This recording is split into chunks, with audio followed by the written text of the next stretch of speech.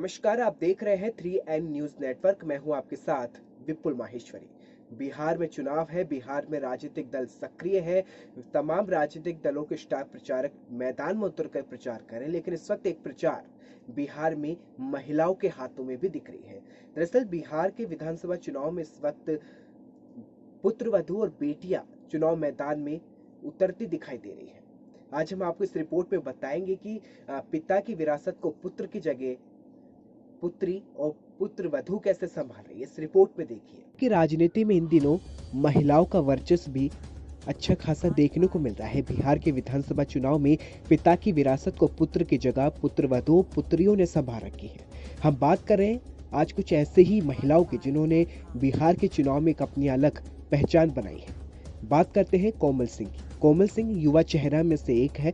कोमल सिंह का मुजफ्फरपुर से गायघाट सीट पर एलजेपी से मैदान में है। एमबीए में पीजी की डिग्री धारक कोमल सिंह राजनीतिक विरासत में मिली है।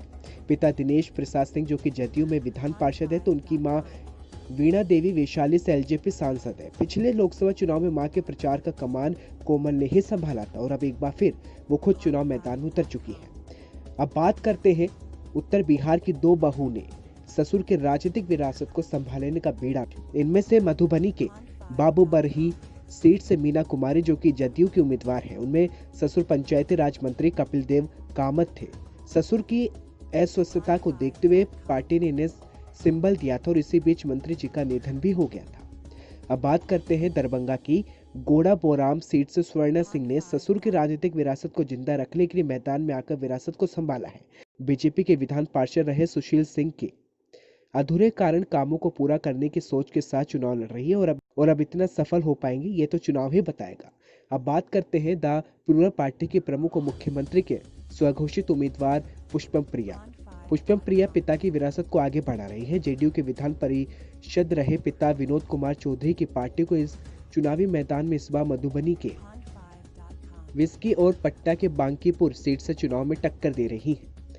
अब बात करते हैं आरजेडी के कद्दावर नेता रमई राम की बेटी डॉक्टर गीता देवी भी इस बार मैदान में है। चुनावी जमीन को तलाश रही गीता अपने पिता की सीट और पार्टी से नहीं चुनी गई, इसलिए रमई राम वो चाह से उम्मीदवार हुआ करते थे जो गीता सकरा से चुनाव लड़ रही है।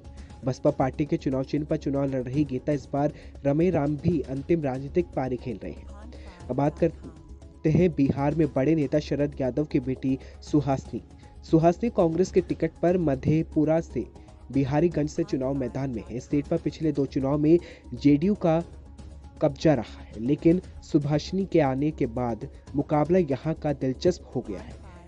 मधेपुरा से शरद यादव का पुराना कनेक्शन है और यहां से वह 4 बार सांसद रह चुके हैं, तो इसका फायदा कहीं ना कहीं सुहासिनी को मिल सकता है।